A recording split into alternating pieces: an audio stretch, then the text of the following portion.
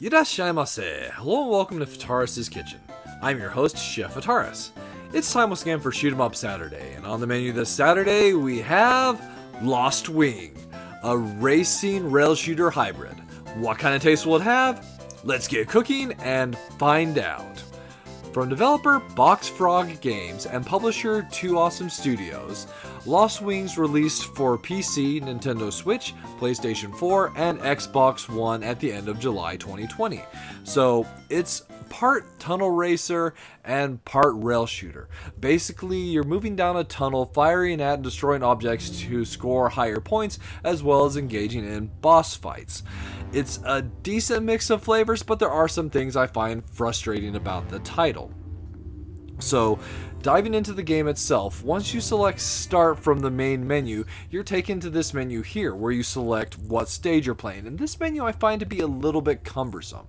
So initially you start off with the tutorial selected, and then to select which stage you want to play, you'll select World. There are also additional challenges that you can unlock through the track method, as well as additional campaigns, but initially you do start off with just the campaign industrial. So how do you unlock additional stages? You increase your level through scoring points in the various stages. In addition to unlocking extra stages, you'll also unlock additional ships and skins. At this point I just have the default skin. There's also these other two ships available, and I have unlocked a fair number of skin colors. So selecting play, we're not taken directly into the game yet. We're taken to this screen here, which allows us to confirm our controls as well as view what the various pickups in the game. Selecting play, we start the game in a fairly organic way, just right off the bat. So being a rail shooter and a tunnel racer, the forward movement of our ship is always a constant and at least this speed. We do have a few abilities though. We can of course move our ship left and right, and the ship also has the ability to jump, which is important as there are some obstacles that must be jumped over. We can also fire missiles, but firing those missiles does use up charge. How do we build charge? There are a couple ways we can build charge. The first is collecting these combo charge icons, which are basically these orbs that are lying around on the tunnel floor. And then we can also build charge by boosting, and this will build up charge at a relatively decent rate, and it's the primary method that you'll use to generate your charge, as the combo orbs won't always be in an easy to acquire manner, as we do want to destroy these obstacles as they drop points that we can pick up. The more charge we have, the better off we are. What's another thing that charge can be used for? Charge is also used to slow down time. So if we slow down time, we have an easier time getting around the obstacles and potentially even fighting the bosses, being able to deal more damage to them. But it does use charge while we're in that time slowdown. So each stage is broken into several sections. You'll have 3 primary sections, which will be broken up by checkpoints, and then after those 3 sections you'll have a boss section. Should you defeat the boss, you'll continue playing through the stage, aiming for as high a score as possible. Those scores are then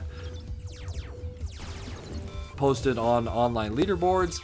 And, well, that's definitely the great challenge of this game, is it's basically a really awesome score attack with some great tunnel racing and shoot 'em up elements. Although there are elements like this that I am not a fan of. So this is the game's space anomaly. You'll randomly, if you're performing well, you'll encounter this warning space anomaly message at the top of the screen, and then the screen will flip, making it quite difficult to dodge the obstacles. Not so much in industrial, but significantly more so in the other stages, as they are more complex and more difficult. So here we are at the end of the checkpoint of section. Now we find ourselves in the 3rd section of industrial. So in addition to some other abilities, our ship has a pair of wings that if we crash into obstacles, those wings, well, on the left or right side of our ships, those wings will be broken off. Like there, I just accidentally broke off my right wing. But if we select that icon with it looks like a pair of wings, it will repair our wings. Those won't show up on the stage unless you've taken damage, as the entire stage is procedurally generated. So there'll be some elements that are similar for every section, but it will never be quite the same every time you play. So adding to the replayability. The exception of this, of course, being the bosses. The bosses for the various areas are the same each time you encounter them.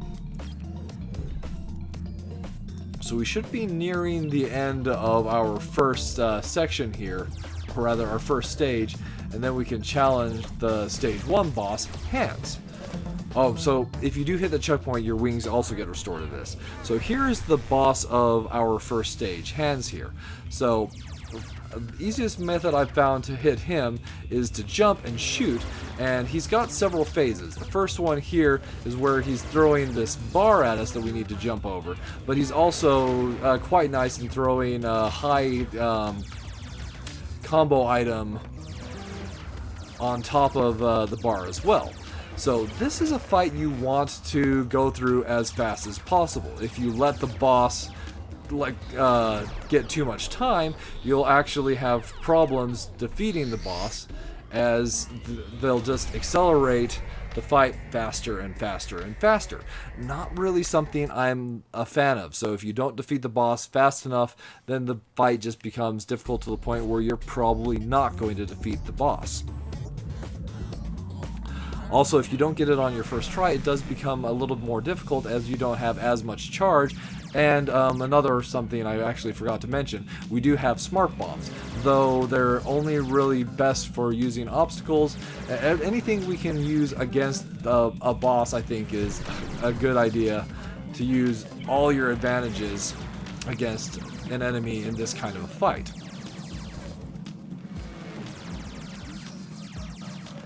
Progressing to our final section again. Let's see if we can do a little bit better. He does, cheer us on, which is nice. We'll try and use some slowdown and get some extra shots in. Didn't work out that time. So unfortunately, when we lose wings, we do have greater difficulty moving left and right, depending on which wings you've lost. So as you can see, the fight just becomes a little bit more cumbersome the longer it proceeds. And there's also those negative power-ups that we can potentially run into, which will make our life significantly more difficult.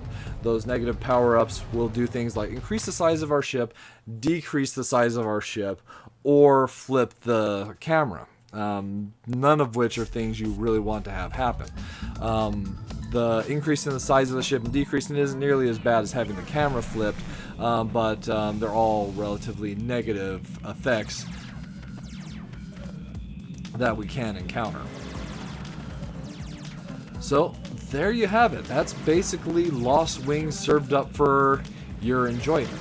The other stages have a different look to them, but a fairly similar progression, where you're moving through the stage, destroying items and avoiding obstacles, trying to score as high a point as possible, and then ultimately encountering a boss fight.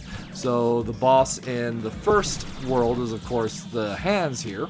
Then we have the, boss Arachnid in the second world, and then the final world has the boss Laserface. So let's see if using slowdown, if we can get enough shots into the boss. We're out of charges to defeat. We're almost there. Just a little bit more. And bam, success. So once you complete a boss, you have this really nice point section where we can rack up some great points. And then we continue to aim for our high score. So I'm on my final life. I'll just crash into an object, and we'll end the video by showing off one of the other areas. So returning to the main menu,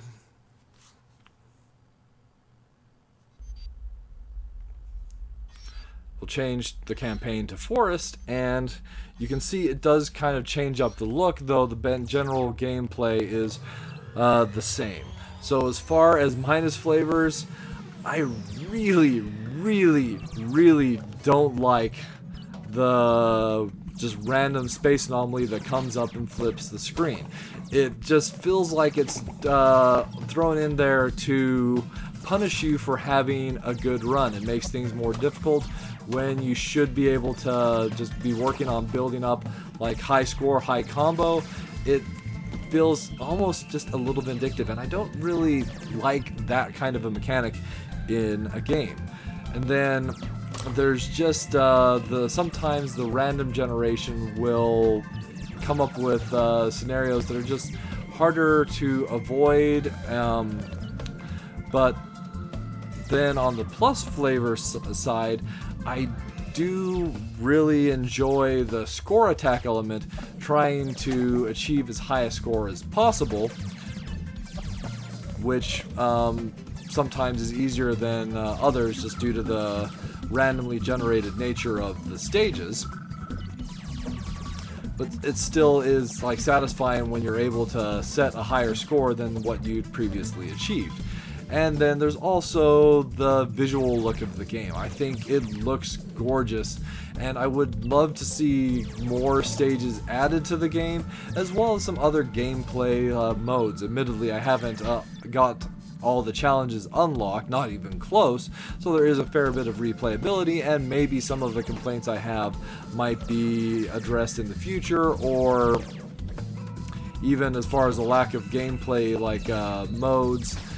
Some of the other like modes that we can unlock possibly might address that. At this point, since I haven't got further in the game, I honestly can't say. So there you have it, Lost Wings. That'll just about wrap it up for this week's episode of Shoot 'em Up Saturday.